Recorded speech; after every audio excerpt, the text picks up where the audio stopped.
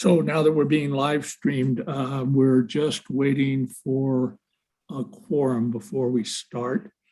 And I'm guessing that's the right procedure. I guess we probably could start if we were just using, just going down the items we have on the start of our list. Is that right?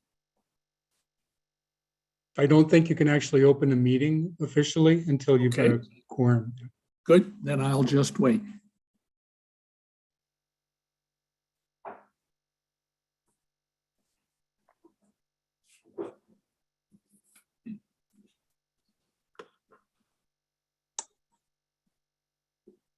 And just maybe a heads up to everyone else that's tuned in and listening. Oh, there we go. She's in. She's here.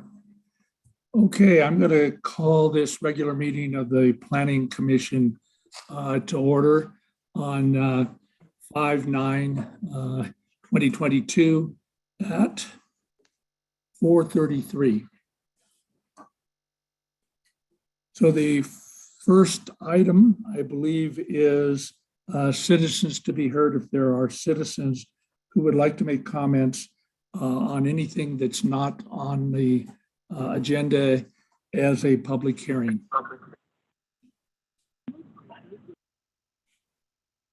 Do we have any takers?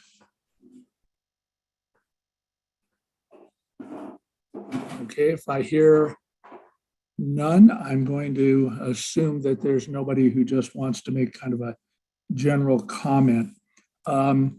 Second item, are there any ex parte communications or disclosures that people would like to make?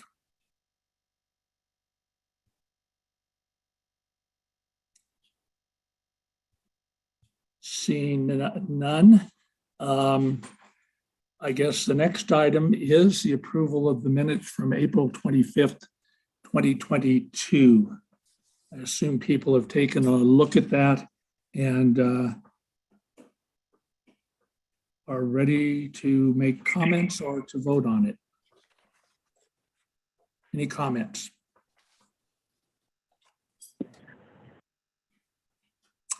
Okay. Any motions to approve these minutes? I'll make a motion to approve the meeting minutes from April 25th, 2022. We have a second. I'll second it. Okay, all in favor, raise your hand, say aye. Aye. I assume we got everybody. And I think the next item is county commission updates. I guess that would be Trish. So OB, I don't have much. I'm sorry. I have been kind of MIA for like a week. I actually heard about it. Sorry. I was at the Kentucky Derby party. I heard that. And I heard about it's so okay. Do you have Are you anything? okay with that? I'm okay with that. Absolutely. I'm sorry. Okay. We'll tell the story later, but I was attacked by a wild fox, and there's a whole story to go along with it. And I think there's a lot of shots involved. A lot of shots. A lot of shots. Okay, then we have a discussion item. Debrief on the public open house workshop for staff. John, I was hoping that you'd want to take this one. You were you? Mhm. Okay. Thank you. Thank you, Elisa. Yeah, so we had two meetings on the 27th and 28th. No commission members, no county commission members present, but we had a couple of planning commission members. Whether they're officially there or not on their own is a question, but we had one at the Quist offices on the 27th and one on the 28th at Grand Center. Both of them had a very different kind of response. One, and they were really meant to be open discussion on neighborhood issues, but we did have a bit of a discussion on land use. So we had really good turnout, 25 people at the Quist office, as Steve was there. And then at the Grand Center, the turnout, we started at 4. We probably should have started a little later, and we probably should have had a start end rather than an open house. But we had a group come in, including some of the people on this call, in kind of discussion around camping, temporary camping, housing. So it was pretty good, healthy dialogue. We got a lot of good feedback. And we really appreciated people coming in and offering those comments. So the goal is to kind of retool, take a look at neighborhood outreach and how we plan those things, talk about our neighborhood areas with both commissions, and bring back some strategies in May. And then the next goal, which is not part of this agenda item necessarily, is to bring an implementation workshop to the Planning Commission in June, the first meeting in June, I think at least the one we agreed on, to talk about implementing the general plan after, hopefully, it's formally adopted by the County Commission next week. I don't know if there's any questions. Mr. Chair, Obi? I don't have any questions. And I guess you just have a general note here on the agenda that the general plan public hearing date closes May 11th. Yeah, You so maybe I probably should, we did collect a bunch of, we had about 30 comments from the public, so I will bring those back to the county, to the Planning Commission and the County Commission. And yeah, and then the public hearing closes. We've had a number of other comments come back in. You know, the Planning Commission has seen all of them, except there's about 4 or 5 you haven't seen. Some of them, we are going to change some areas in the environmental section. Trails, there's a bit of conflict potentially in some of the areas there too. Geotech, there's a comment about fireworks, should be in the public safety section, so we've added that so far. And that's pretty well it so far. There hasn't been a lot of public feedback. We've had a bit online, which is really helpful. It's nice to see the feedback.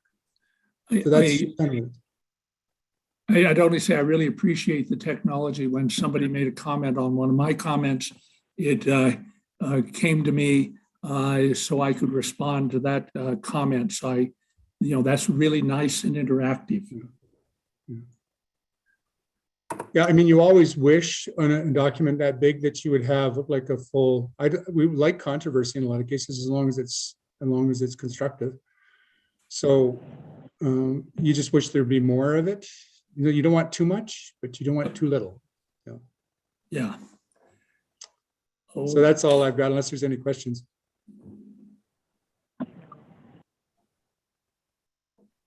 And I'm guessing there's no questions. Okay, then item 5 is the status of the code updates to allow long-term car parks, temporary seasonal camping permits for the workforce. Staff again. Thank you, Obi.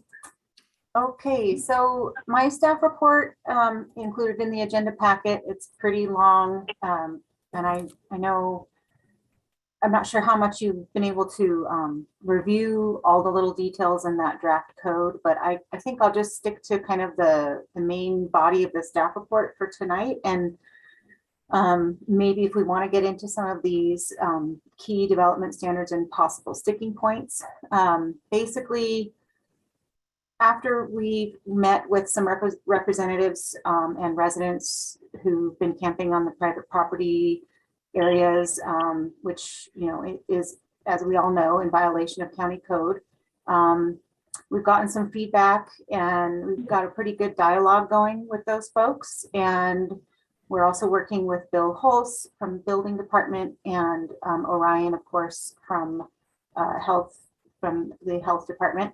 So we've got some good input on how to address the problem and come up with possible solutions. So 2 solutions have come to light. One of those would be an immediate code update to allow for a temporary dwelling permit, similar to Castle Valley's. This would establish health and safety standards on properties where illegal camping is occurring. We have not drafted those standards yet, but like I said, we are working with the other departments to come up with that. This is being contemplated as part of our temporary use code update in Article 3, which was a priority on our list of code updates anyway. So we would kind of just group that together in that section. I think that could happen relatively soon. And that would be possibly kind of a Band-Aid situation for what's going on right now. Obviously, not all properties that are currently being used for housing for workforce, they're not all going to be compatible. They're not all going to be able to qualify under this temporary dwelling permit based on, the standards that we put forth. So those will include, of course, the health and safety standards, but also compatibility within the residential neighborhoods that they are existing or proposed in. So those things will all be considered. And then the second solution would be a subsequent ordinance that would establish an actual overlay zone for alternative dwellings. And this is the draft code that I've started. I started it before we actually got into the idea of a temporary dwelling permit. So it's kind of evolved over the last month or so. But the idea of this is that an alternative dwelling overlay district would be processed as a rezone request. And an ADO is what we're calling them, would allow a variety of dwelling types on a property, including KOA style cabins or tiny homes, modular homes, RVs or travel trailers, and camper vans, trucks. The code is drafted kind of based on the OAO section. So I've incorporated some new things, but started out with those standards. What about tents?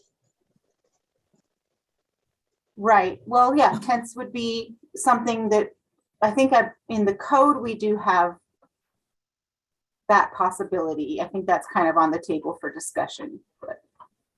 So with the tents, we'd obviously have to supply the health and safety standards, to have access to. Just a point of order, Michael. It's Yeah, really, correct. you need to go through the chair, and public comment has already been given. So it would be better if you could keep it till 6 o'clock, and then you have an opportunity. Okay, I didn't understand the nature of the meeting. Yeah, that's okay. No problem. Okay, so some of the key development standards and possible sticking points that we should be discussing is that ADO developments will obviously be deed restricted for workforce housing, and dwelling sites should be restricted to a minimum occupancy period of 90 days, or maybe that's too long. Maybe we'd want to make that 30 or 60 days. That ADUs would be issued a permit or license in order to operate so that we can track compliance with the workforce housing restriction, and so that they're not being used for overnight rentals. But then the question is, how do we enforce compliance? HASU's capacity for tracking workforce housing deed restricted properties may already be maxed out with their existing responsibilities, tracking HTHO units. We have not had a discussion with them yet, but that is definitely something we need to get on right away, is communicating with HASU and finding out what they think about all of this. And then maybe brainstorming other ways that we could track and enforce compliance. To incentivize this type of development, there was the idea that has come across several times to possibly allow the owners of these types of developments to rent out vacant spots overnight during the off season, or that might be really tricky to enforce again, but maybe allowing a certain percentage of sites that could always be used for overnight rentals as kind of an incentive or a way to offset the cost of these and not have to charge higher rent for the dwelling sites. The building department has expressed that all sites would need to be stubbed for utilities, including water and sewer, unless shared service buildings are provided, like a bathhouse, and also for potable water supply. We've talked about allowing composting toilets, which I think is fine with Orion in the health department. It's just that they would still the developments would still need to be stubbed for the utilities, but they could just decide not to use them if they wanted to have composting toilets on site. So then obviously for camper vans or other vehicles where there's, well, the sites where they do not have utilities, a shared bathroom must be constructed. What about an outdoor kitchen area? Would we want to require that, or would that be an option? And then possible, I've looked in some other codes where they require buffering when there's more than a certain amount of sites. And then the density is kind of a question, a big question too. So I was kind of coming up with this idea of two dwellings per, so dwelling sites per 0.25 acres, or it would be 8 dwellings per 1 acre. And then minimum lot size would be 1/4 acre, and then maximum 32 dwellings. And this is just kind of based on my visualization of the impact that these kind of developments might have, but this is definitely up for discussion. So yeah, does anybody have any thoughts initially, or? Hey, Lisa, if I could just jump in just to clarify, this is, it is a public meeting, it's an open meeting, but it's a planning commission meeting chaired by OB in this case. Public comment can be made. This is just for discussion within the terms of the planning commission. We will have opportunities for the public comment at various stages. So this is just a draft document. We just don't want to get bogged down in debates at this stage. So I just want to make sure that's clear. I only want to say, I think you've got a good start. And it was interesting, I guess it was from the workshop, the meeting that I didn't attend. There was lots of great discussion on some of these issues. So I think it's a nice start, and certainly probably needs to be refined eventually, but it's something I think we need to move toward.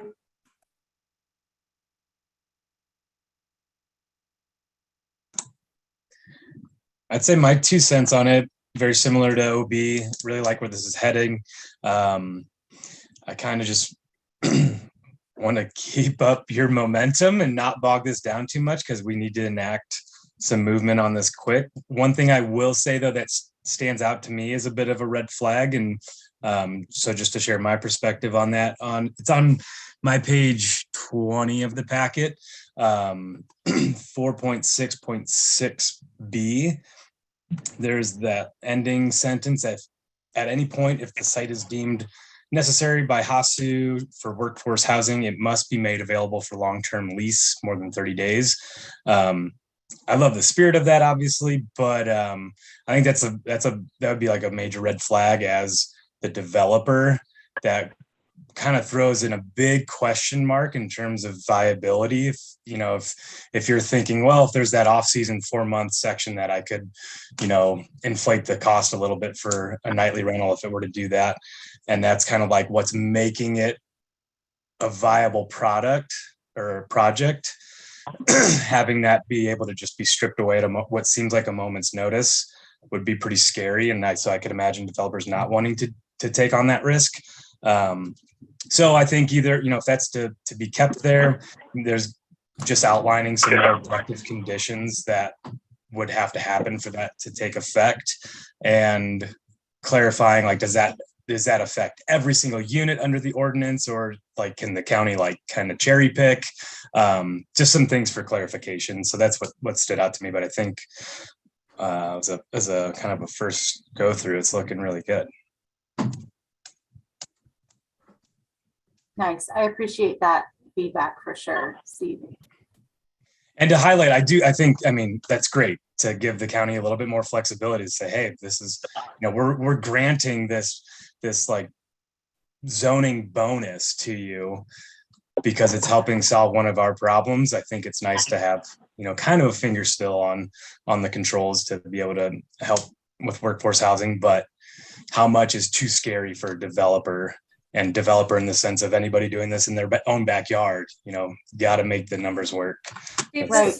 if I'm correct, this isn't aimed for developers. This is aimed for trying to provide workforce housing in properties that already exist that have space for anybody who wants to have, provide extra housing on their property.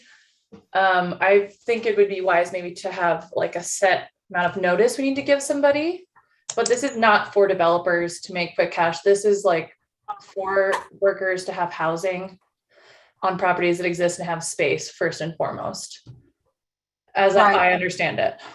Well, this is true, but I guess the way we've been thinking about how this would actually be implemented realistically, with our private free market, that it somehow it has to pencil for the business owners, or whatever you want to call them. There are even some folks that have been interested in developing these that don't own businesses in town, but they're just interested in helping the solution, maybe as a possible business concept. And so, yeah, it could be for making money, but it also, I mean, there's possibility for some of these to be subsidized so that they can be more affordable. But that's kind of where we're approaching it right now. Yeah. Assuming that there's no subsidy being provided by the county. And yeah, I'm not saying that it couldn't have incentives or benefits for the developer. I'm just saying I would be wary of centering it around the developer too much. And maybe I could clarify here, because I think this is oftentimes confused. Developer does not mean some evil out of state, out of town person. This could be any one of us here putting any sort of additional dwelling in our backyard. Like, that is a developer by nature. And so I totally hear what you're saying, Maketa. I just want to clarify, when I say developer, this could be anybody doing it and they want to make only $1 or just make their money back. Because at the end of the day, it just has to pencil. I do understand that. That was a bit condescending, but I do understand that. Yeah, that was just my 2 cents. And I just wanted to also chime in about this concept of allowing the site, some of the sites be used for overnight rentals. I think this will be very tricky in overall if we set it up like this, where it could go, some of the sites could go back and forth from being long-term and then and seasonal versus overnight. One thing I started brainstorming was the possibility of having, if the seasonal worker was actually somebody who leaves Moab and then comes back and they want to secure their housing for the next year, maybe they could set up an agreement with the owners that they could allow their unit to be rented overnight while they're away. And then it would be set up so that they would get that back as a guaranteed place of living when they come back to work. So some ideas about that. It could be just more simple to leave out all of this and simply allow a certain amount of those sites to be overnight rentals. It would be more clean that way, but definitely some things to think about. Can I Looks jump like in? we'll have good discussion on this. Tony. Thanks. I appreciate the work that's been done so far. I think we're on the right track. I appreciate staff's effort in capturing the very long and elaborate rambling conversation that we had back in April about this topic. Before I think we would be ready, and I don't know if this is in the works or not, but before I think we'd be ready to recommend adoption of any of these rules, I would love to hear through a public hearing the opinions and intentions of employers who might actually participate or take advantage of code changes like this. You can call them whatever you want. I can tell you, I'm not putting any employee housing in my backyard because I don't have any employees. Whereas I can think of a couple large companies in town who would be considering housing for their employees and their employers. That's what they are at the end of the day. I'd like to know what their intention is. I can think of some companies that I've worked for, a lot of them would take advantage of this and just see another opportunity to convert their boatyard into a campground. And I can think of a couple others who would generally be concerned about whether or not their staff have a place to live. So I'd like to hear that testimony from that demographic through a public hearing or something like that. I'm not trying to give any dogs any bones without meeting them first, right? So. Thank you, Tony.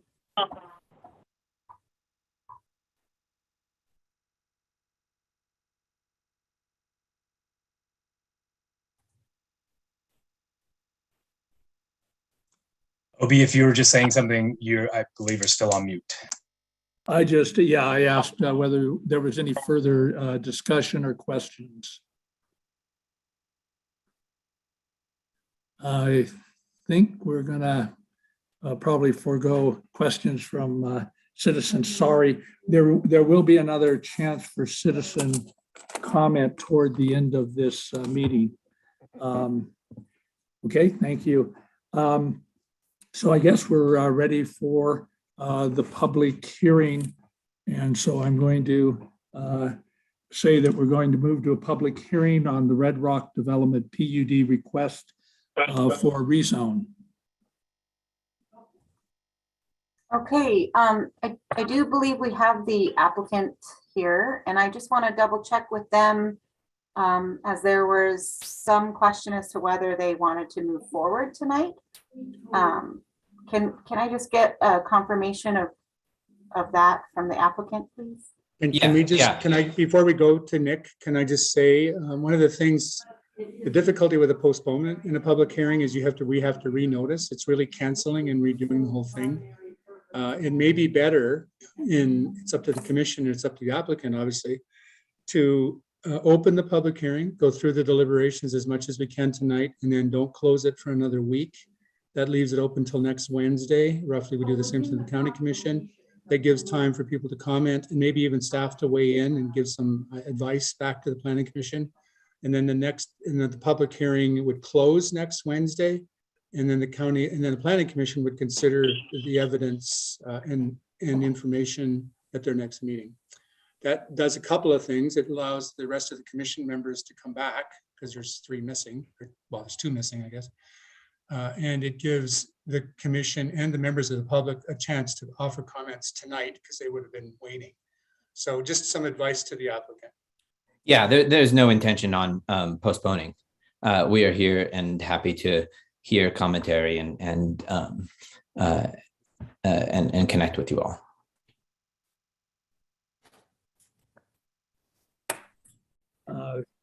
Great. So now I'm a little, if I understand correctly, we probably then want to hear about the proposal from staff first, and then from the people who are making the proposal.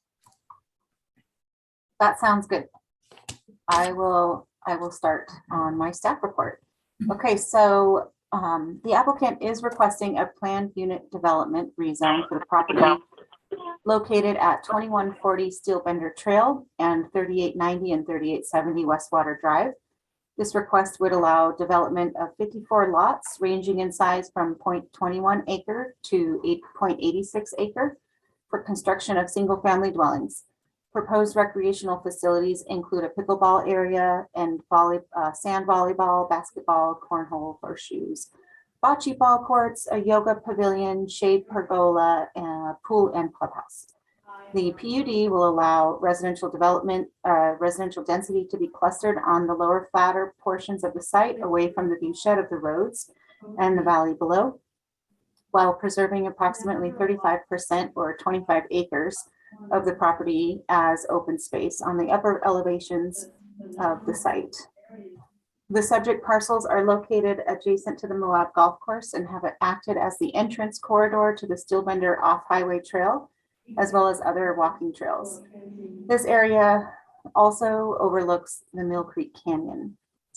No site improvements are required at this time for a planned unit development to be applied to a property. This is simply a rezone to allow development entitlement.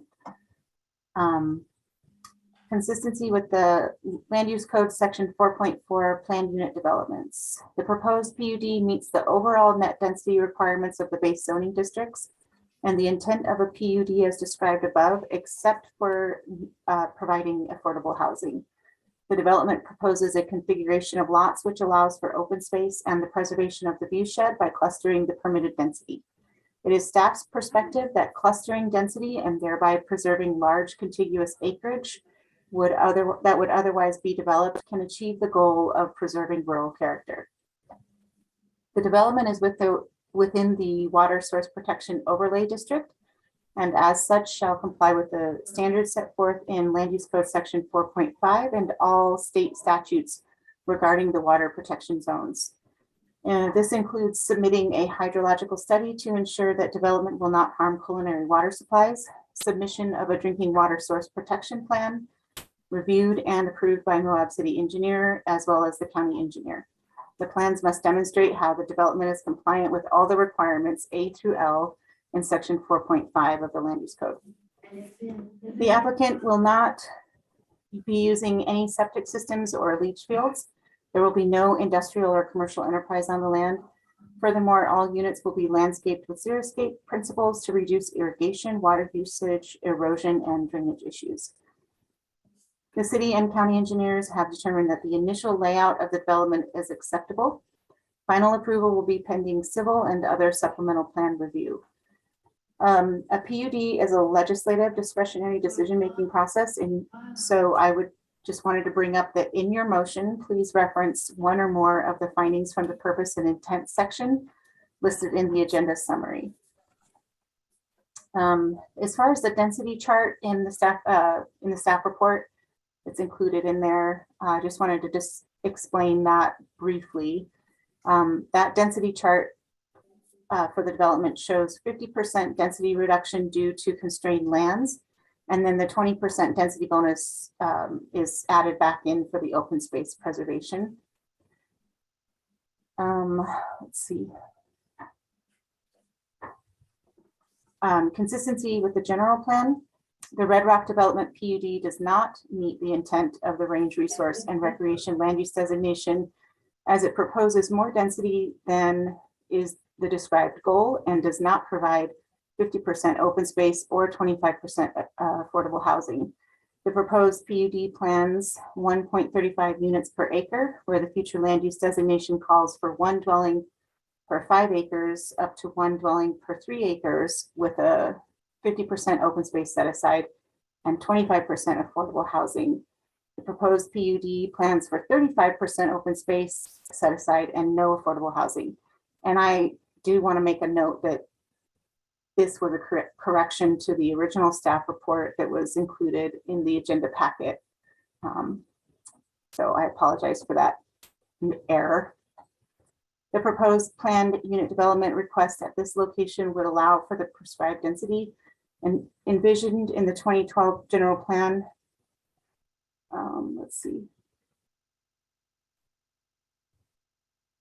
Sorry, I'm gonna restate that. Let's see. So envisioned in the 2012 general plan for the other future land use designation we have there, it's 1 to 1.6 units per acre plus 50% open space and 25% affordable housing. And again, the density is closer to that with 1.35 that's being proposed, 1.35 units per acre, but the open space is less than prescribed in the general plan. And then of course the affordable housing is off. Let's see. So that is what I have for the staff report. I can bring up the the master plan to just to have for discussion.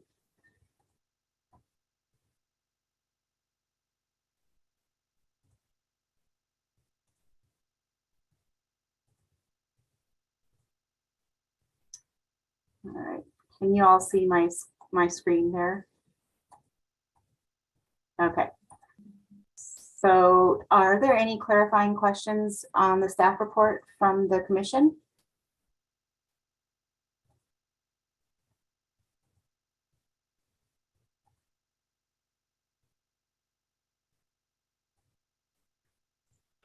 I guess this is a general question, but seeing as the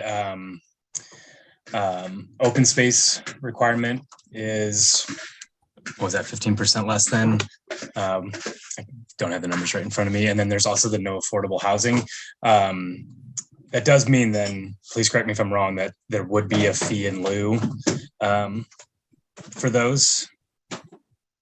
Is that correct? The way that the PUD section is set up, the density bonus portions are optional. So you can do a PUD without setting aside open space or providing affordable housing. You just get the net density that the underlying zoning allows, but you are able to cluster it. That's like the bare minimum PUD. If you want to get the added density, then you're going to either go for the open space or affordable housing. So it's an option, it's not required. Okay, gotcha. And so looks like this applicant hasn't quite hit those benchmarks, though is still applying for the density bonus. Is that correct? Well, yes, so they opted to not go for the density bonus by providing affordable housing. So that was. Okay. Thank you. Mhm. Are there any other questions from the Planning Commission?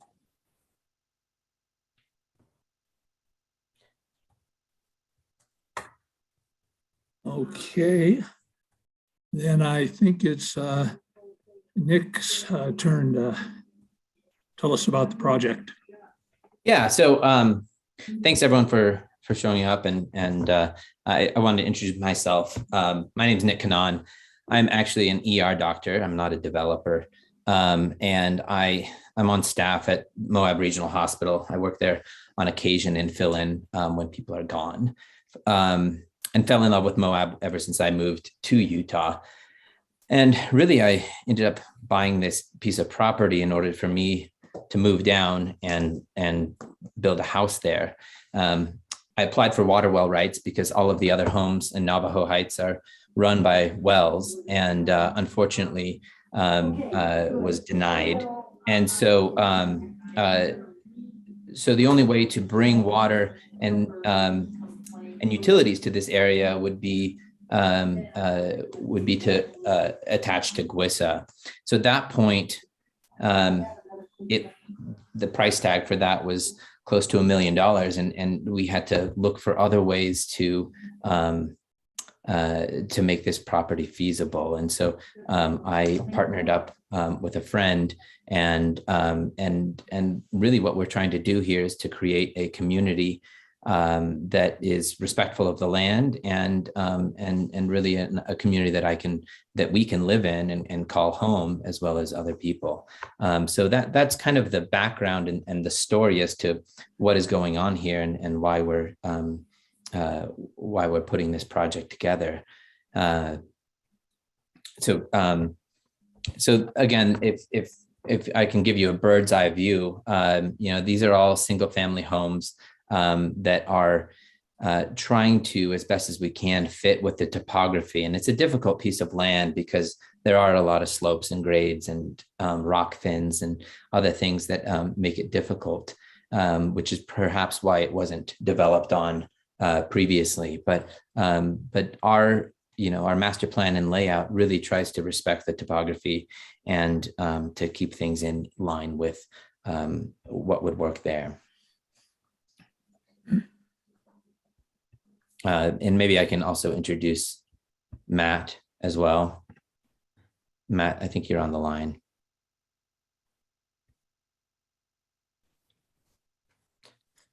So Matt Robinson is my partner in this as well as my brother and his father. And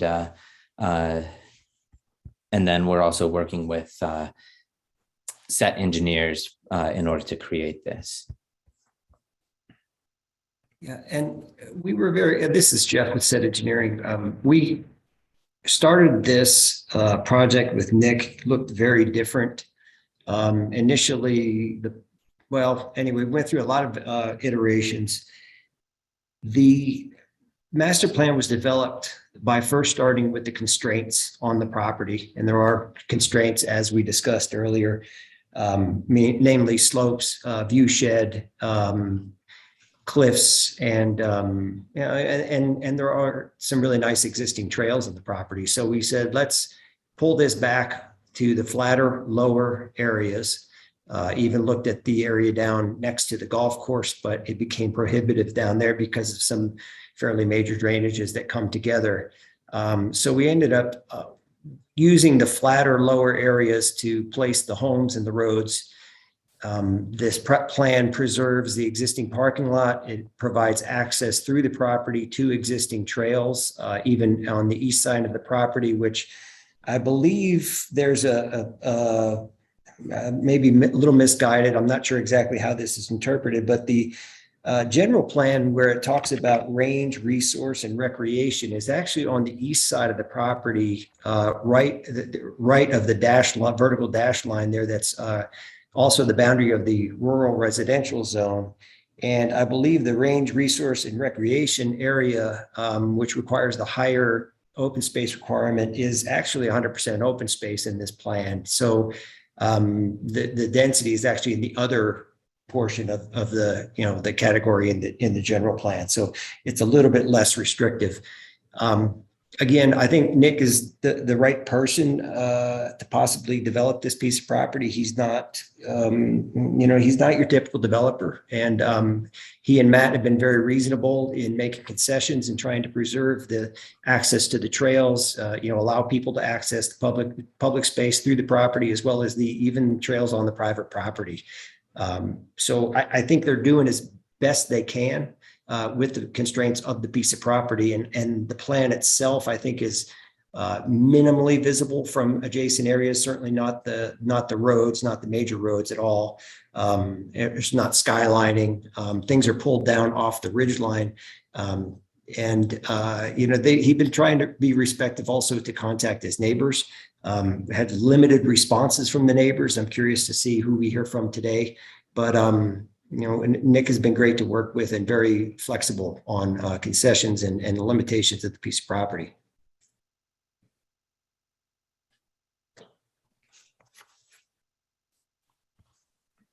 Do we have questions for the applicants?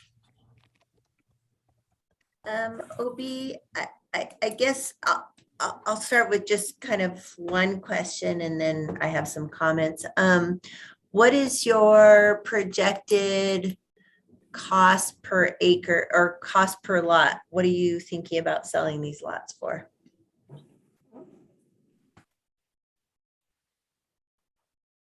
That we have that number, do we? No, I mean, I unfortunately, I don't have a concrete number for you because a lot of the development cost depends on what is allowed and approved.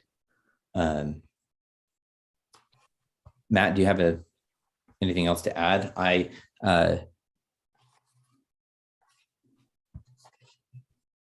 would say, not to get too pinned down to a number, but our goal would be to be less than 300,000. With the cost of the land and with the cost of the improvements, bringing all the utilities up and the road work and everything like that, it's still kind of a moving target on what the cost of the infrastructure is going to be. But I would say we're shooting for less than 300,000, but a lot of that's going to depend on the infrastructure costs.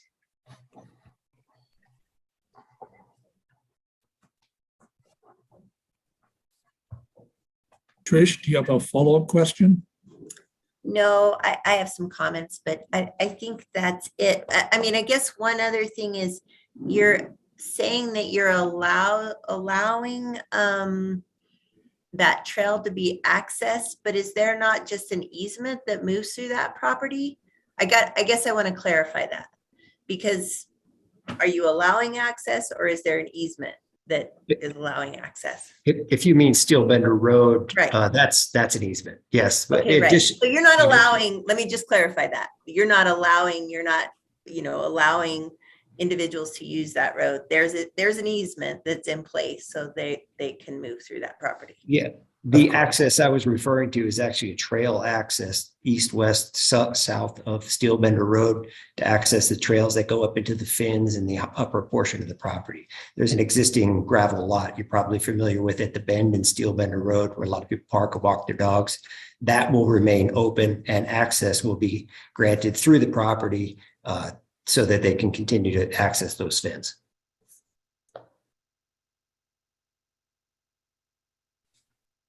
Any other questions from commissioners? I've got a couple. I just want to clarify. You said the existing zoning was not adopted in error in your packet. And this is scratch pad math. This is more a question for staff. So with the 50% density reduction because of constrained lands, 45 units are allowed to be developed in this parcel. Looking at the proposal for the zoning change, they could lose their 4 luxury lots and 5 of their townhomes and be within that 45 units that's already zoned for. You might have to rearrange some stuff because I see it's split zoning. Is that how that works? I'm looking at that. Maybe someone from staff can kind of break that down for me a little bit. I'm trying to wrap my head around. I see 4 units in rural grazing, but there's a 50% reduction.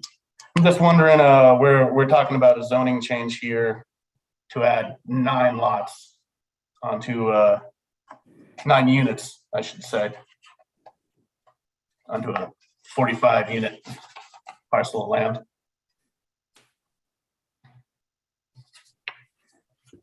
Staff? Yeah, Tony, I get what you're saying. You're right. It is only 9 units that are additional units that would be created through the PUD. Because the underlying density is after you take out the 50% density reduction, that gives you 45 units. So yeah, that's definitely something to note. Thanks, Alyssa. I appreciate that. I'm trying to do math in my head at the end of a long Monday. You know how it is. Also in section K, you guys say that the proposed plan is consistent with surrounding land use. I just want to know how you justify that consistency with the Utah Open Lands Trust land that's recently been developed in the area. I know Navajo Heights density is what, like 1 unit per 3 acres or 1 unit per 6 or something up there. You're cruising at like roughly 1.3. So I'm just wondering if you guys could elaborate on the nature of that consistency. Yeah. So, I mean, currently the way that the land is was zoned prior to purchasing, there was a multifamily residential overlay on it that was almost 5 acres large. And so, I mean, it doesn't seem appropriate to build, a 5-story condominium in this area on that 5-acre lot, and then the rest to be, rural residential and then rural grazing. And so our hope was to take that density and actually condense it, but keep it within the residential style. I mean, clearly this isn't exactly the same density as Navajo Heights, nor is it the same density as, kind of Cloudcroft or Cloud Rock to the east of it. But but it does fit with the density, in fact, is less than the density of other developments around the golf course. And Thank you. I would like to add staff's perspective on that. I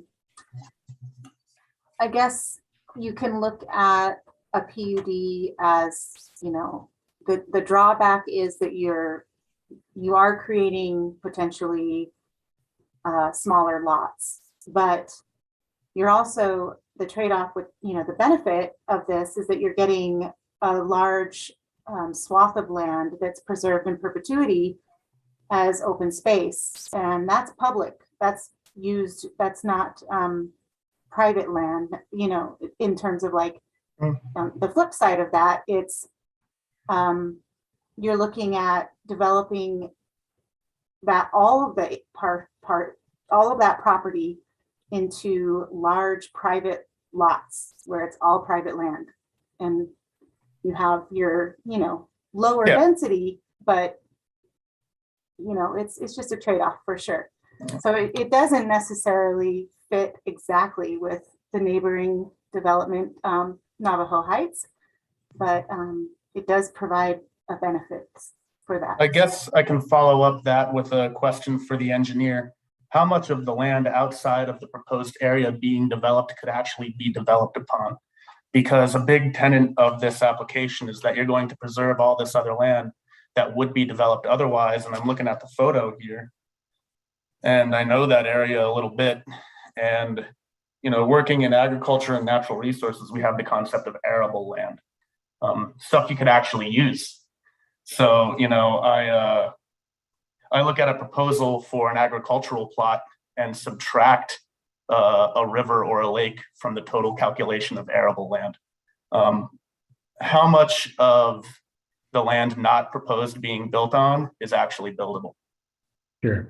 And that's a good question. We actually looked really closely at that, and there were areas within the fins, flatter areas where we tested road alignments. And while we could get them to work, it feels like you're pushing a rope. You know, it's not, doesn't feel right, probably shouldn't do it.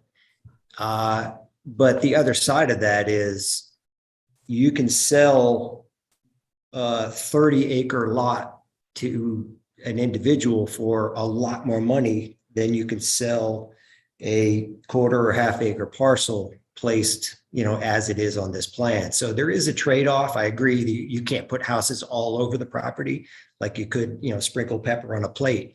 But the public access aspect is the bigger benefit, and keeping that not part of a bigger lot, but condense the smaller lots on the flatter areas. And I apologize, my camera is not being recognized, so I would have it on if I could. That's not a problem. This is my last question, guys. I'm glad you brought up the public access question to it. You guys mentioned that you've discovered 2 Fremont panels on your property that you intend to develop and build trails to. Have you contacted the State Historic Preservation Office at all in regard to that? There are state laws regarding the sensitivity of archaeological sites, how those sites are developed and marketed that even do apply to private land. Maybe that's not as much of a question as just like a heads up. SHPO exists, and we have a new regional guy, so watch out before we go making tourist attractions of ARC sites. Secondly, and maybe this is more of a question for staff, at what phase in a development do we actually get a documentation, some sort of promissory note that guarantees public access? Like, do we establish easements for these trails, or do we have to wait 10 years and have it be, what's the word, some sort of hostile, contested public access across it? You know, do we get a prescriptive easement? What's that look like? How do we guarantee this promise? That would be, I mean, the master plan identifies that, but it would also be more concrete at their final plat when they actually go to subdivide and propose, the roads and all. Final plat would be the time for that. So those easements would show up on the plat. But they bring those flats to the recorder after our recommendation here. Well, so Well, the after that. PUD and the master plan are just to approve the concept of this development. It's not, it's their first step. It's a rezone. So after this would go through, if this went through the whole process and they were approved at county commission, the next step for them to go forward with this is to apply for a final plat for subdividing. And that's when we would get the easements. And just to jump in there, Lisa, these are all financially guaranteed. There's a servicing agreement that's part of that process and a development agreement. So it's not shooting from the hip. They have to entitle these properly and legally. Thanks, John. That's everything. Elisa, I just want to make absolutely sure, I'm pretty sure I'm sure, but to approve this PUD, even though there's kind of changes along the way, we're really recommending that 54 units is the right number of units. That's probably the key issue in front of us, right? Right, yeah, that would be, you're approving, basically, it's like a density increase. And the fact that the minimum lot size is being decreased.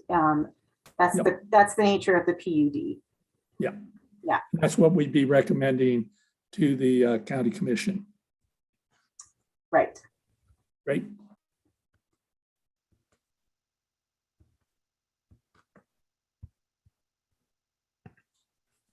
Any other questions? Okay. I do have one. Oh, good. OB. Nick, thank you for answering the question before about, and I guess Matt, you were in on this as well about, kind of estimated cost of the lots. I was just looking at realtor.com and looked at some of the listed home prices over there just earlier today. And looks like in that area, I think for like 3-bed, 2 baths were in the $750,000 to like 820,000 or so. So I'm thinking, newer homes probably going to be in that range around probably $1 million a house. What's the benefit do you see in terms of, community of having $50 million homes that end at the valley?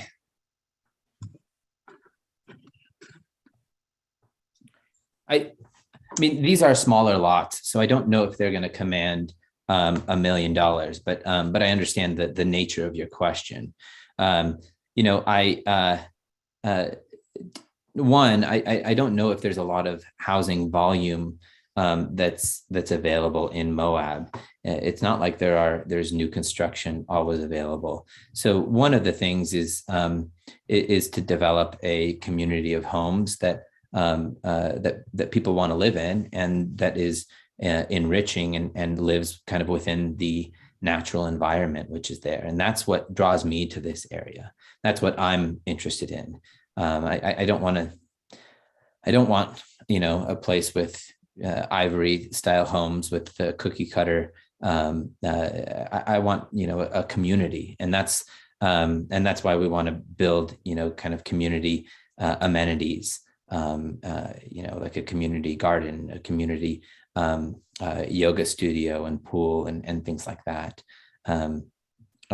Sure, the price tag is going to be more expensive because, unfortunately, in order to comply with and obviously we want to and have to comply with the drinking water source protection zone and those mandates.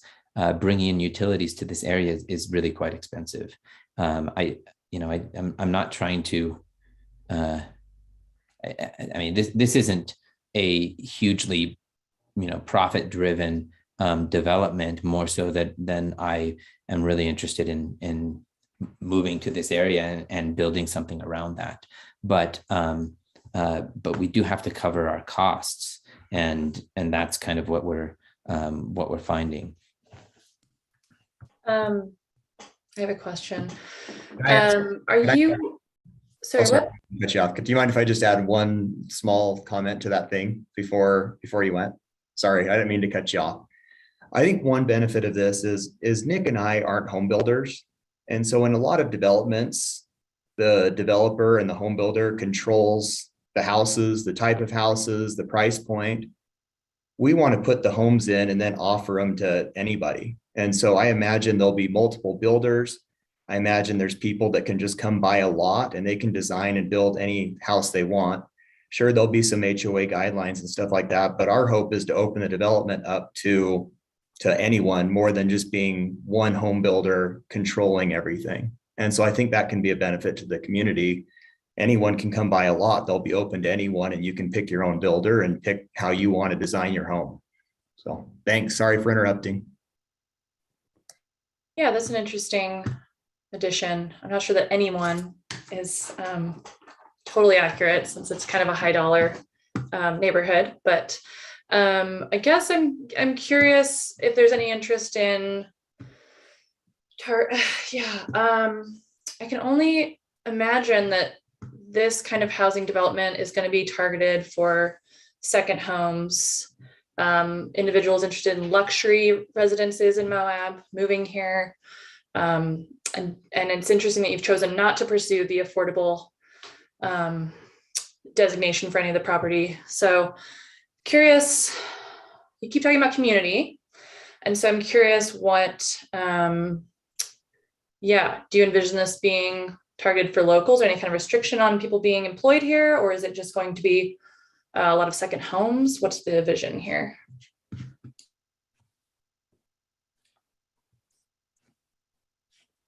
I guess the first portion of that,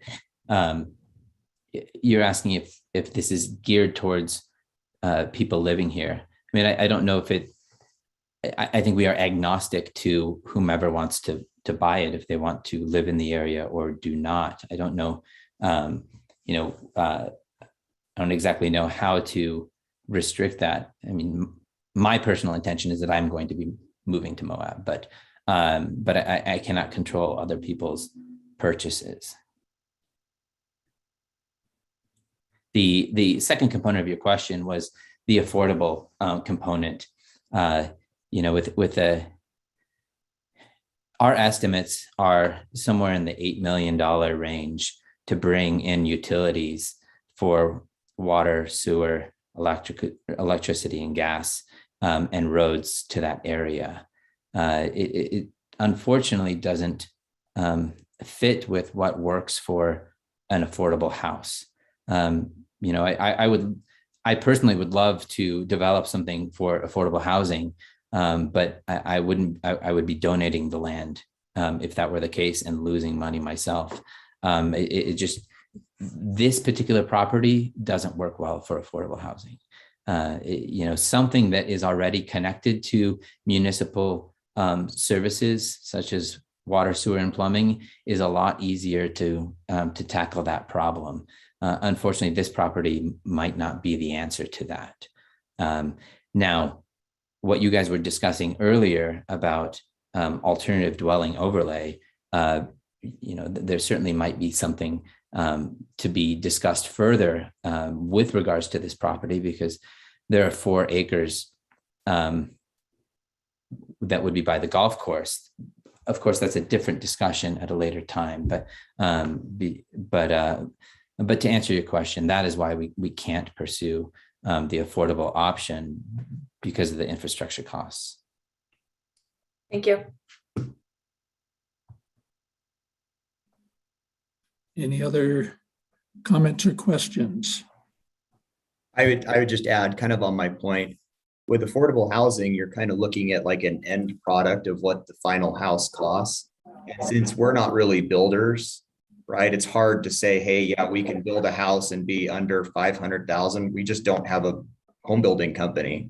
We just want to essentially develop the lots and sell the lots to people that will then decide what they're going to do. So that's why we've kind of struggled with the affordable housing part, is we're not builders and we can't guarantee a price point for a house because we don't really build houses. I don't know if that makes sense or not. So we're open to feedback, That's kind of one of our thoughts. That's why we kind of went heavy more on the open space, because we felt like we had more control of that than we would the affordable discussion. So thanks. So Obi, I just have a couple quick comments. I know we're going late, so is that okay? Yes, that's okay, absolutely. Okay, so I'll try to keep it short. It's really difficult for me. I live really close to a community that I think is similar to what you guys are attempting to build, Whitehorse. And I will tell you, there's no community there. When I walk through there at night, it is this eerie, hollow community. Nobody lives there. There's a couple lights on, and that does not equal community. When we look at a $300,000 lot, I know quite a bit about building. I've built a number of homes in my life, and that is not affordable to this community.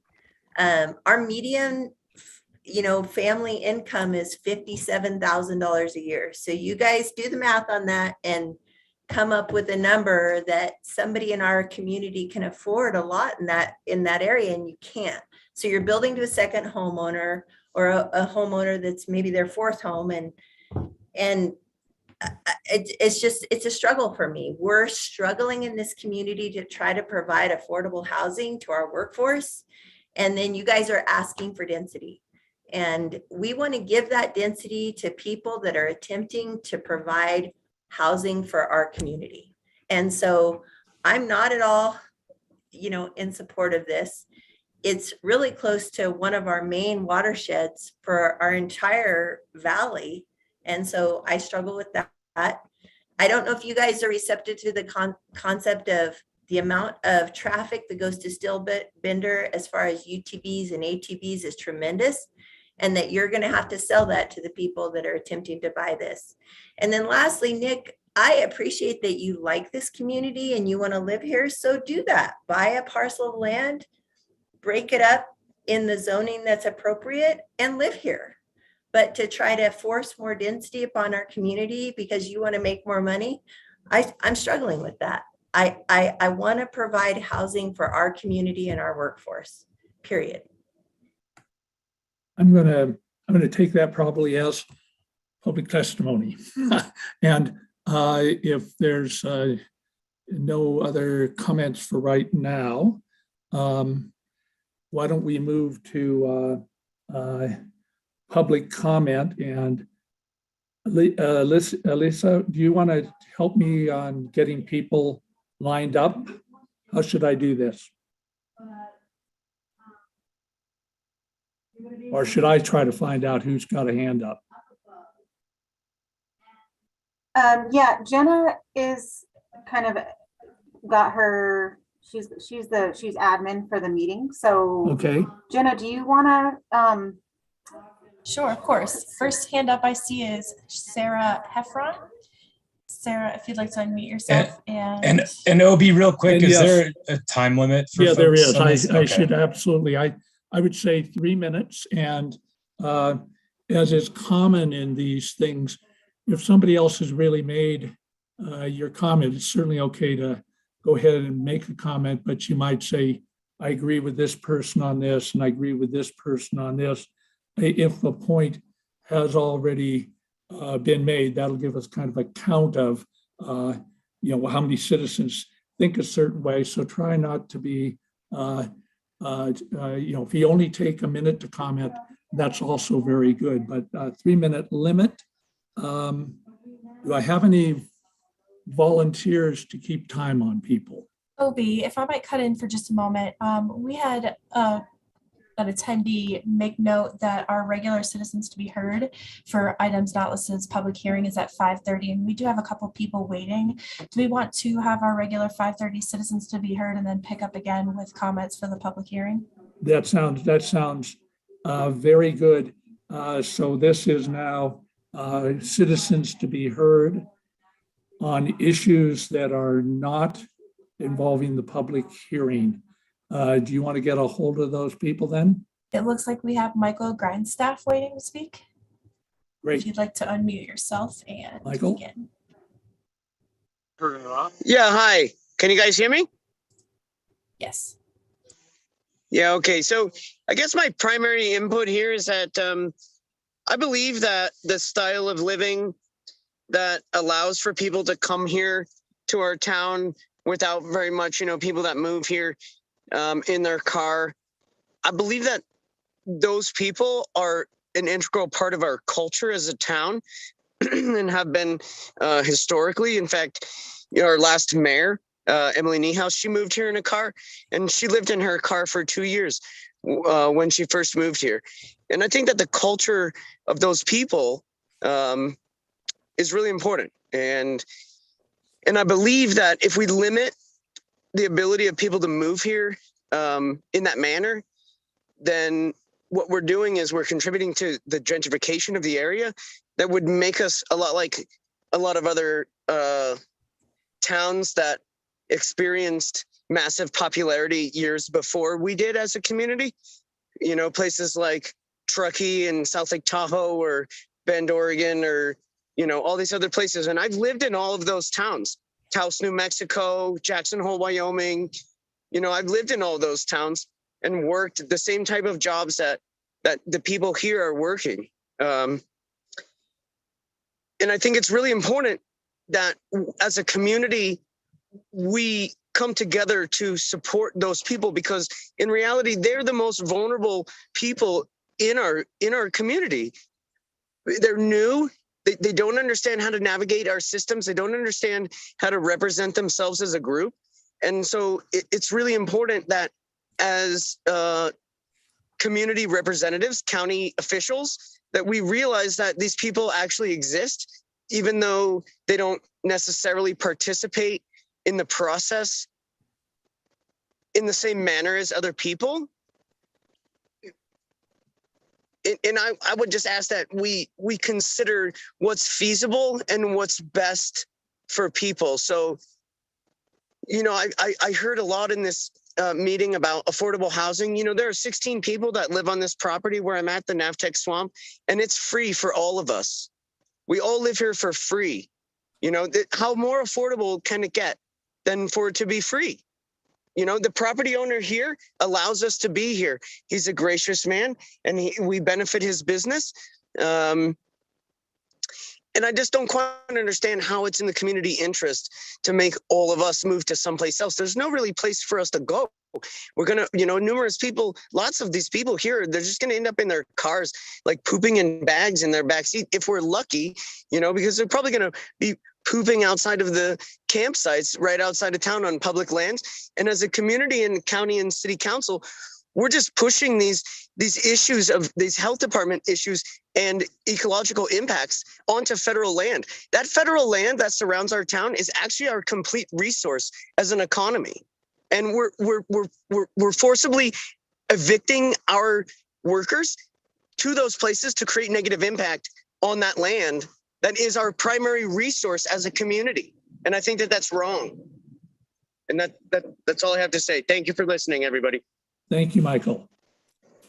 And next. I'm not seeing any additional hands for public comments other than. Great, then we will move to public testimony in the public hearing on Redrock. Thank you. I believe we'll be going back to Sarah Heffron.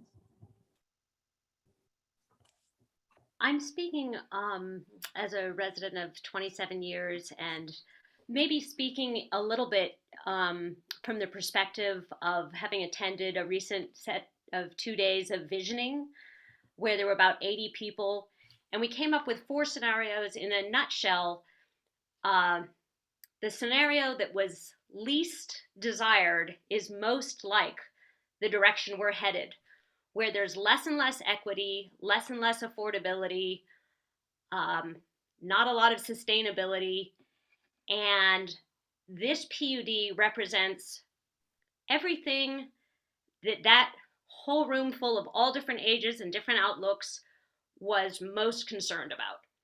And so when I hear, we're just an ER doc and a friend who are kind of just putting together this thing, and we were going to do the one thing, but we had to do this, I feel really stirred up The fact that there's no affordability and it's really not serving anyone. And so I want to just put forth that there are options. For one, in terms of reducing second homes so that we actually have more people who are there, who are part of the community. You know, like in Mulberry Grove, I know they've set a covenants where you can only sell to somebody who lives a certain portion of the year. There's ways of working this. And I'll just second with Makeda and Trisha and some of the others who've spoken. I'm very concerned about the watershed. Water is our most precious resource. And there are no guarantees that it won't be impacted by this development. So I'm really speaking to affordability, equity. We do not need more $800 million homes. And yeah, I'll close it there. Thank you for hearing me. Thank you.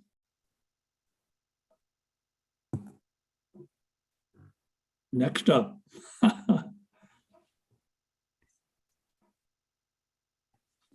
I'm not seeing any hands. If anybody wanted to just jump in, let's hear from the public to speak.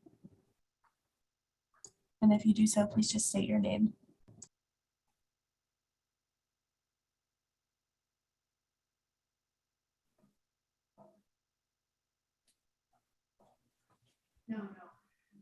Hi, can I speak on behalf of myself, Crystal Music?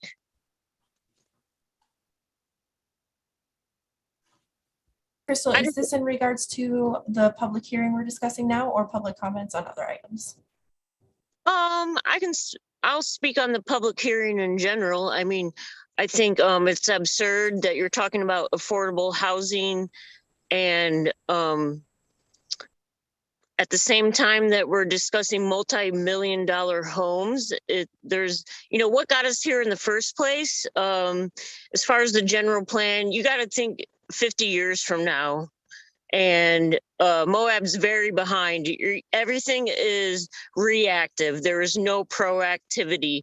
And the city and the council and the state, all you guys is it's just reactive. You got to think ahead on every issue that affects every single person. Thank you. Thank you. So no other hands up of people who want to speak. We, of course, did get several letters that we looked at. I see no one additional.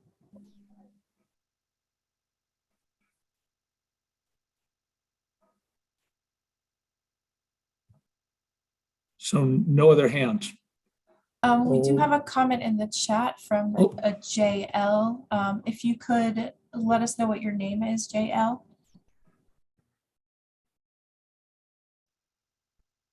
Or feel free to unmute. Or you can unmute and speak. They may be typing. Yeah, we can't hear you, JL. If you're trying to convey a public comment, we're not hearing you.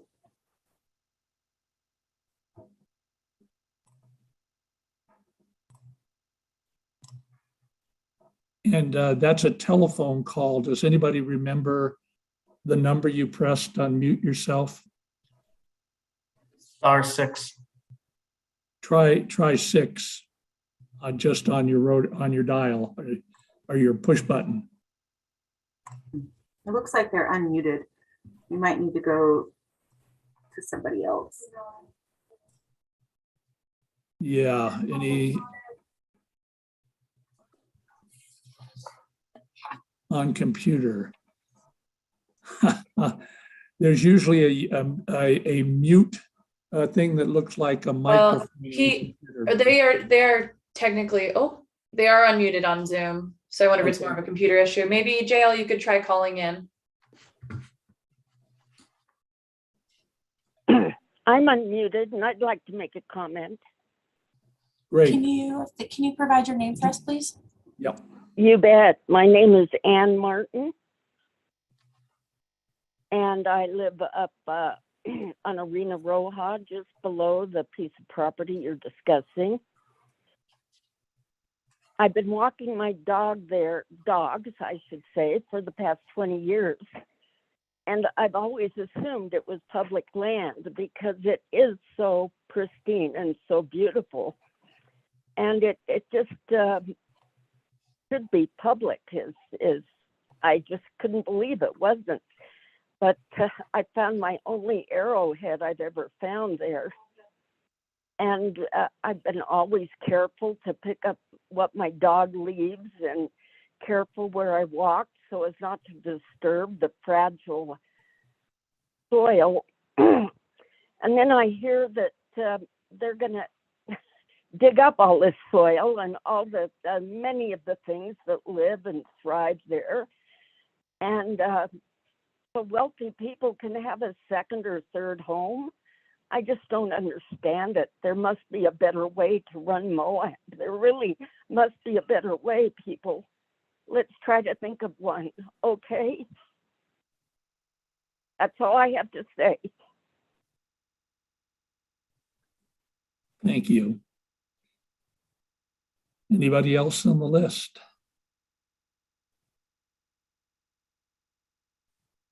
I do see Michael with his hand raised again. Michael, is this for comment on the public hearing? Yes. Yes, correct. I just wanted to make one last comment, which is that I feel like the format of this meeting limits the ability of certain individuals to contribute. And I think that what we just watched, while she was successfully able to participate in the meeting, that there are people who find it very difficult. And I would add that, you know, in the last meeting, I had 12 people behind me. And the format of this meeting doesn't allow me to bring a group to the meeting in order to represent ourselves as a group. And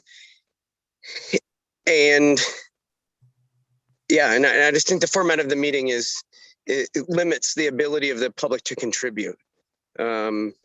And I would urge that now, you know, with the COVID restrictions being, you know, reduced or whatever, that we return to a traditional style of community meetings such that it allows all people, older people, younger people. You know, there are numerous people here that are residents and workers in our community that don't have the ability to participate in this meeting. And part of that has to do with the poverty that some of our community members are experiencing. And so again, I would urge the representatives to realize that we are valuable members of the community, and that while some of us find it difficult to represent ourselves as a group, I would really urge the local government to facilitate our contribution as workers and longtime members and stewards of the natural land that surrounds us. That is actually, like I was saying before, is our primary resource as a community for our economy. Just, you know, that last lady, I understand, you know, there's lots of change occurring in our community, and I'm really, you know, I can see that she's upset, and a lot of us are, you know, and I think that it's really important to value, you know, your constituents are not developers that don't live here. You know, the one guy who is the ER doctor, you know, that man, he's treated me at the ER before. He's a member of our community. And if his neighbors have wells, you know, then he deserves a well. And I don't, you know, some development is good. If we increase the amount of housing, then that's increase the supply. Michael, Yes. I hate to interrupt, but I know you always interrupt me, man. You always interrupt me. Can I actually clarify something about what your comment really is? Your main comment about the meeting tonight. Who am I speaking to now? This is Elisa, the planning planner at the planning department. Okay. We actually do have our meetings are now hybrid. Normally, we have gone to hybrid meetings where we are holding the meetings in the planning in the the county commission chambers here at the county courthouse.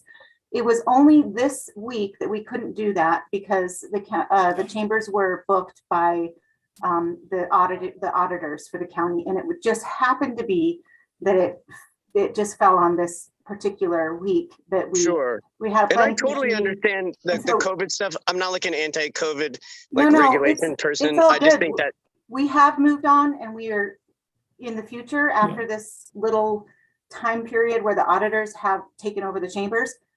Our meetings will be in the county chambers, and they will also be online. So we're doing a hybrid style, and we've been doing that for like the last, I don't know, 2 months. I think. Sure. I think the public record and the live stream and all of that is like totally great, and it creates public transparency, and I'm totally in support of all that. I just think that the technology can create some limitations for some residents. And that's all I really wanted to say. I mean, I know I go on bird walks when I talk, but really, I just wanted to say that the format here, when our situation is really crucial, it seemed like a little bit more difficult for us to participate in the public process is all I wanted to say. Great. Thank you, Michael. Thank you. Any other comments for the public hearing?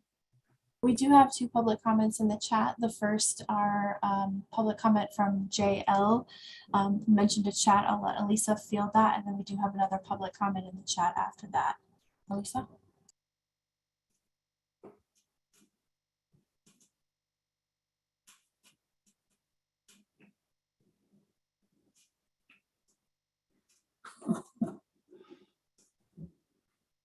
Okay, so the comment from Susan McDowell is, I'm not sure why the planning commission is trying to compare affordable housing acreage with obviously prime real estate. Unless the county wants to buy the property to preserve it, they just need to limit mixed development to the current guidelines. Thank you for your comment, Susan McDowell.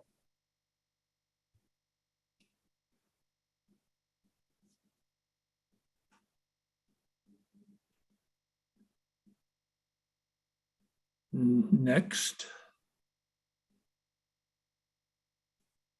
I don't see anyone else. Elisa, JL has a comment just before that, though. Okay, I can read that. JL was trying to comment earlier. His comment in the chat says, I access my home from Westwater Drive. I'm very concerned about the amount of traffic this will bring to a very narrow and steep road, especially if they will be promoting the recreation in the area.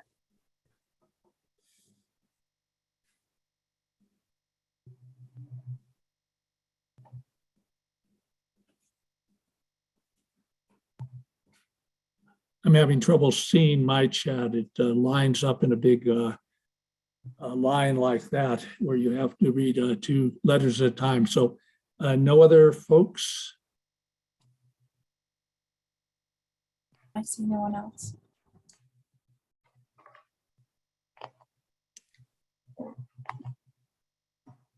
Just a clarification, are you guys looking for responses to these, or are we just articulating these out loud? I think at this point, it's more just hearing the public comments, and then I think it will be up to the planning commission chair if they want to leave the public hearing period open until the next planning commission meeting, as John was suggesting. And then at that next meeting, we would there would be a chance to respond to the comments. Yeah, there's a couple of options we have, I think, as staff, up to the planning commission though. What we can do is receive the public comments that are there and offer a response before the next planning commission meeting, so that planning commission has something to take a look at as far as the comments are concerned. That it gives you a couple of advantages. You can weigh in a bit better, and then the public can see those comments. But it does mean the public hearing would close if the planning commission chooses to move that way next Wednesday at 5 o'clock. And then we would have staff perspective, we'd be able to offer staff responses between Wednesday and the next agenda deadline, which would be Friday at the latest. I have a John, question about that. I guess from staff, leaning on your expertise, what is the merit, purpose, and need of keeping the public hearing open when we have a quorum of the Planning Commission here today? You I don't want have, to know why, in what case, that inconsistency is justified in the face of other zoning changes that we have looked at without Emily Campbell here. yeah, there's no need to keep it open. It's up to the chair. It's up to the commission. They can make the decision now if they'd like. The only advantage is you'd have the other commission members there and be able to take a look at all the public testimony and whatever comes in for the next week. It is controversial. But wouldn't that advantage be offered to this particular proposal, but not have been offered to other proposals? That sounds like a pretty strong breach of consistency in my eyes. Yeah, I'm just trying to say that we are, because it's controversial, it's an option the planning commission has in order to weigh what's given there, but you have an option to proceed too.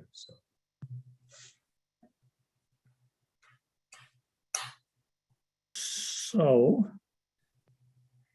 any other comments? I think we should move to discussion. Obviously, anybody wants to bring up keeping the hearing open can. I think my own preference is to go ahead and make a decision today. That's but my preference, but it's up to the planning commissioners as a whole. Can I throw in my 2 cents on how we proceed? Yes. I personally feel comfortable if we were to put a motion in place for either a favorable or unfavorable recommendation. I feel good knowing that we still have another chain or link in the chain as far as the process goes. Legislatively speaking, it's going to go to the county commission if the applicant so chooses to resume from here. So that's why I feel comfortable continuing. And Tony, I do appreciate your comment as well on consistency with what we've done with other applications as well. So I feel good if we were to do a vote today. And Makeda, are you okay? Yeah, I think that makes sense. We haven't really pushed it off for any of the other controversial hearings that we've had, so I think that makes sense. I would entertain a motion and then we could have a nice discussion.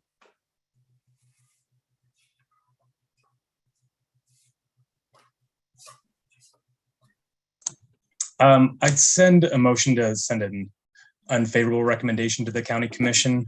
And OB, I always forget how this process works. Let me know when you want me to voice my rationale, or if staff wants to lean in on that. I think usually I think now, unless somebody stops me, we can make that rationale after we vote on it. Usually we might go to you first and ask you for your rationale. After we get a second and vote on it, I believe. But you can go ahead and give a rationale now. Well, I think he needs a second for, you need a second. They need a second. Right, okay, thanks. Is there a second? I'll second Steve's motion. Okay. So I guess just kind of voicing what's going through my head first, Nick, and I'm sorry, your partner's name, is it Matt? Want to say, I feel for you having bought that property and you're thinking that you can drill a well and you're unfortunately unable to do that. And I do want to admire your tenacity in just trying to find some other ways to make this project viable for you. Ultimately, what I see with this is the county making some concessions that ultimately is going to be more harmful in terms of really gentrification. And so we're making some concessions and we're not really getting anything in return. And in fact, probably exacerbating some issues. The comments that I heard from, or that I mostly read that came in over email that planning staff shared with the concerns over the watershed. I definitely, I'm recognizing that. I hear that. And so for me, you know, to put our watershed in jeopardy, and not even have anything that is, whether I know affordable housing probably isn't going to pencil out in this area, but it's not even workforce or even 80% of AMI, you know, it's, I just see that that's pretty risky and really just not a benefit for the county as a whole, in terms of sorting some of these issues out that we have in terms of affordability and overall housing stock. With that being said, I do want to acknowledge that any increase in homes are probably going to help a little bit, because we don't need to focus solely on affordable housing, because there's also that middle market as well. Unfortunately, I just don't think this is the middle market. This is beyond that. So at risk of getting too rambly, I'll end my comment there. Steve, I can jump in. I know I can be long-winded, but I'll keep this short. Justification for my second. You know, I'm also sympathetic, Nick, with the place you're in. This land is otherwise not being put to very much sort of use and development. I have concerns about the groundwater, but mainly you're cleared for 45 units in the existing general plan. Coming to the planning commission asking for a zoning change to squeeze in 9 more units this close to the general plan revision. It just, not to be rude, man, feels like we're squeezing blood from a stone a little bit, almost literally. There's quite a bit of houses to be built with those considerations for constrained lands and groundwater and all that included. But just to get 9 more units out of them when we've got it broken down, and that there's 4 of them are going to be called luxury homes in the most luxury part of Moab to begin with. It's, I just want to know how many coins we can squeeze out of the rock. I don't think that's the right way to do it. I have declined zoning changes before with this justification. Let's come back and hit it during the general plan. But we attest that the existing zoning wasn't done in error. And so I think we got to stick with that for the time being.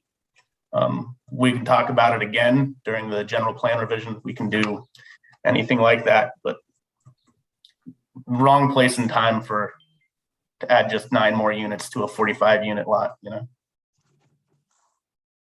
Obi, if I could just clarify something, this is a planned unit development. So it is not just a number of units, it's also the arrangement of lot sizes. And because it's a planned unit development, it has a different configuration, and that's a legislative process. So even without adding the units, it's still a rezone.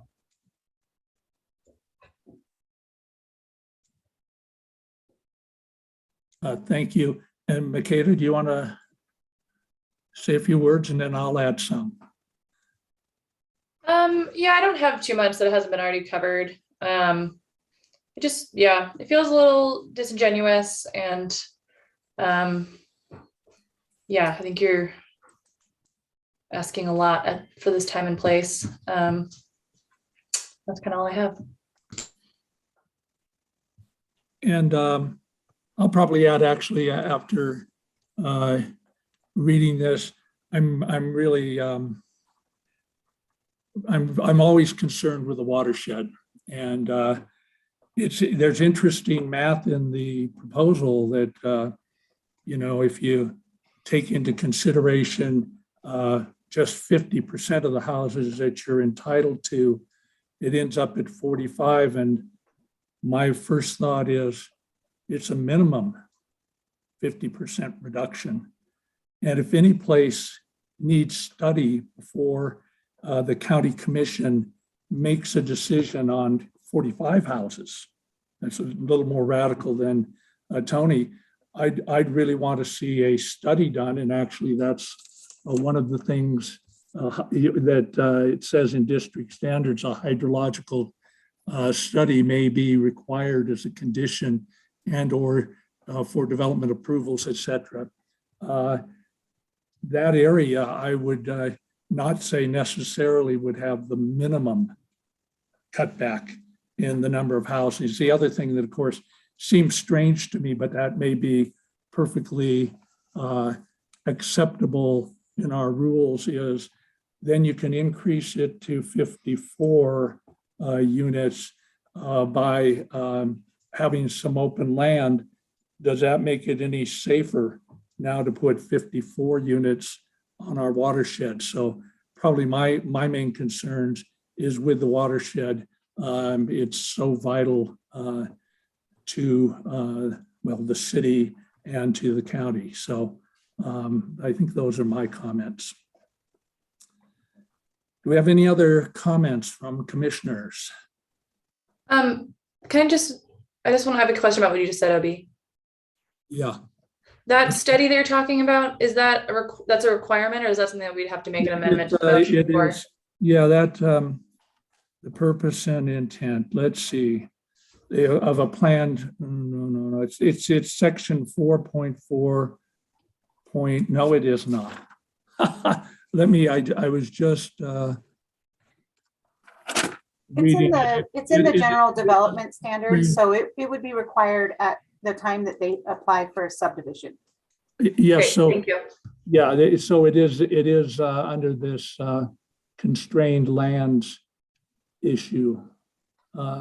Anyway, that study before I'd be willing to decide that do you have to do only the minimum cutback on constrained lands, I think I'd have to be convinced that that was really appropriate for this particular area, which is meant to protect our water supply. Anyway, any other comments? I guess we're ready to vote. Lisa, do you want to restate the motion? Do you have that down? I Just- don't have it down. I think it was just Steve. I think it was just to send an unfavorable recommendation to the county. I can Commission. restate it here. Steve's got it.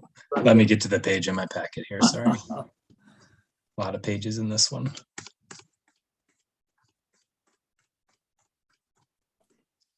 Okay, I make a motion, or I move to pass an unfavorable recommendation for the Redrock Development PUD rezone request to the county commission. All in favor of that motion, raise your hand, say aye. Aye. Okay, so that's our recommendation, unanimously approved of the 4 members that are here. And I will now, I believe I will now end this public hearing. And we do have still on our docket future considerations. Again, staff ADU update, legal review, etc. Yeah, that was just a little note to let you all know that the ADU section of the code that's being redrafted has been submitted to Christina for legal review, and we're hoping to bring that back to the Planning Commission as a public hearing on May 23rd, at the next meeting. Thank you for your timeliness on this. Really appreciate it, and I'm very impressed with how quickly you guys are turning these things around. Thank you. Well, do we have a motion to adjourn the meeting? I will motion to adjourn the meeting. Do we have a second here? A second. All in favor? We are going to adjourn the meeting. Thank you, everybody.